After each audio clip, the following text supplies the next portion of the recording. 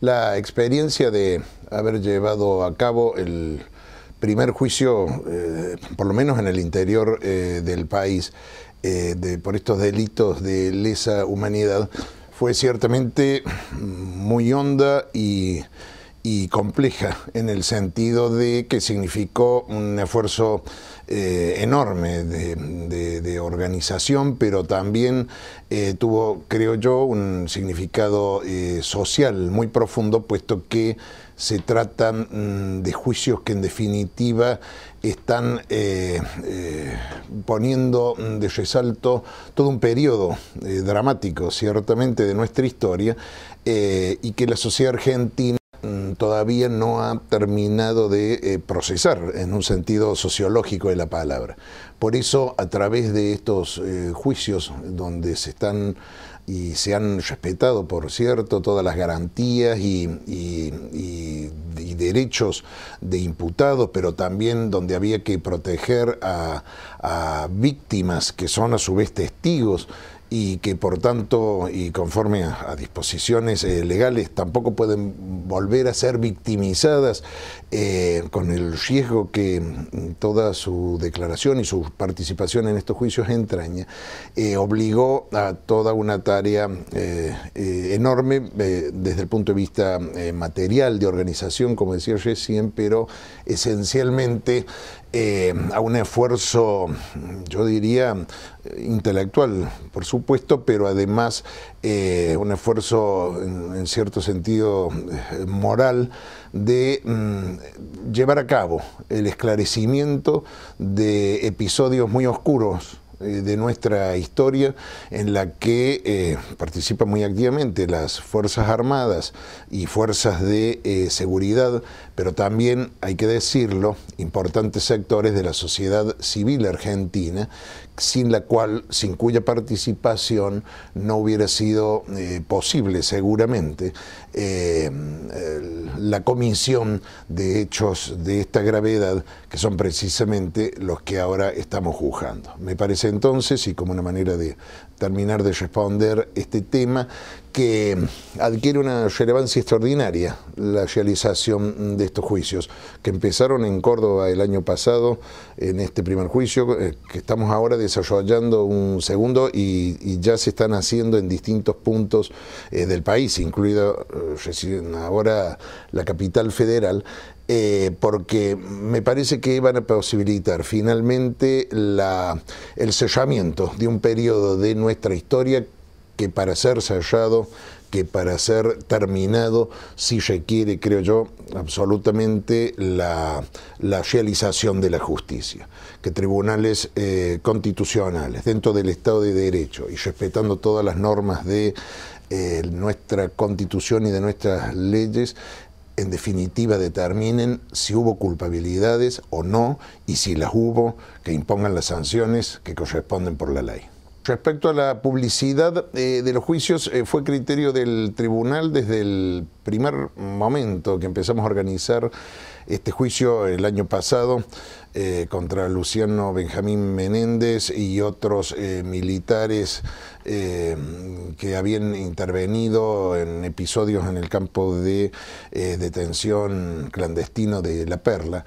Creímos nosotros que era absolutamente esencial darle publicidad, la mayor posible, a estos actos, precisamente por lo que decía un poco Jesse respecto a la trascendencia del juicio. Es necesario que la sociedad argentina sepa lo que pasó. Y sepa que hay una justicia que está investigando estos hechos con demoras, con atrasos, muchas veces no imputables a la propia justicia. Hubo una legislación que impedía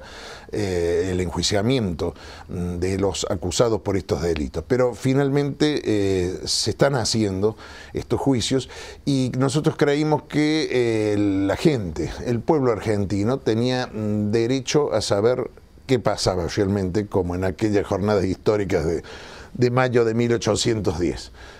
Porque es verdad, es el primer derecho que tiene la gente, que tiene el pueblo, de saber qué pasa, que hacen los poderes del Estado, que hacen sus funcionarios, y por tanto le dimos a este juicio la mayor publicidad, con algunas restricciones de índole práctica que tenían que ver, en primer término, con la protección de la integridad física y psicológica de los testigos, que de hecho han sido todos víctimas de estos delitos y que por lo tanto debemos seguirlos cuidando y atendiendo. Puedo hacer referencia al dramático caso del testigo Julio López, que después de haber testimoniado en el juicio contra Echecolat en La Plata, desapareció y hasta el día de hoy no tenemos noticias de su paradero. Ciertamente me temo con relación a él lo peor. Por eso hemos tomado las previsiones más amplias de protección con las personas que están actuando como testigos en nuestro juicio, pero a la vez garantizándole a la prensa, a través de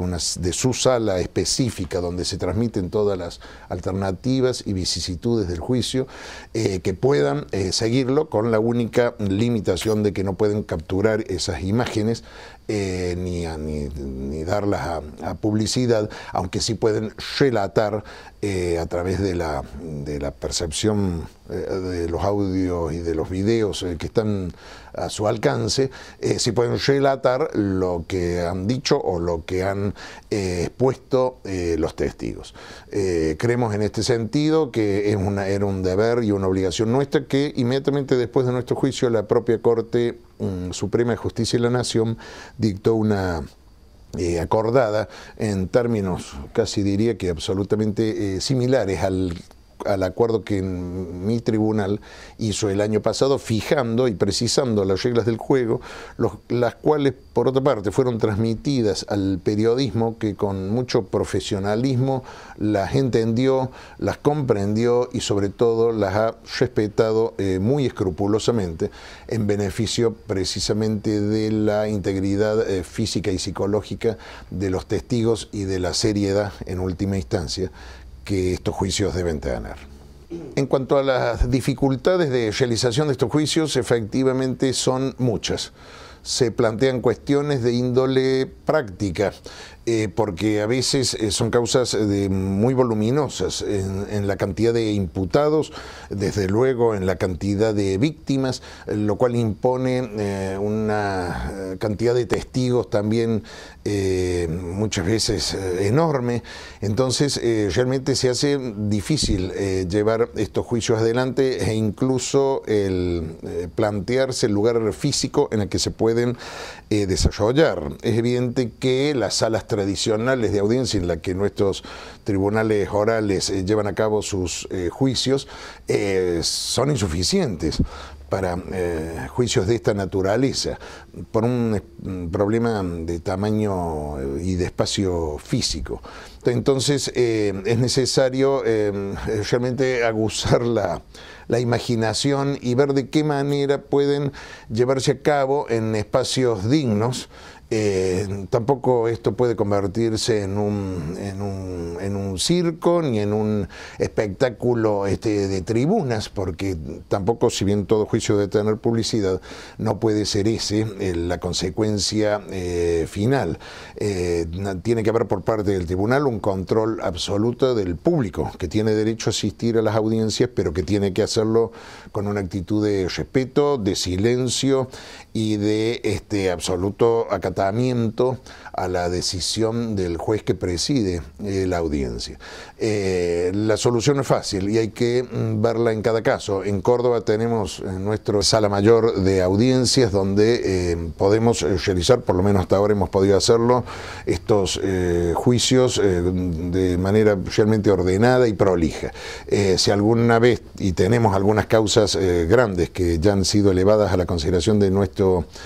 tribunal y tendremos que llevar a cabo esos juicios y son voluminosas, buscaremos la manera de poder hacerlas, insisto, en un ámbito preferentemente judicial, preferentemente con acceso de público, pero si hay que compatibilizar estas dos cosas, si hay que reducir el acceso del público para que haya espacio físico para los imputados, sus defensores y la parte querellante y la acusación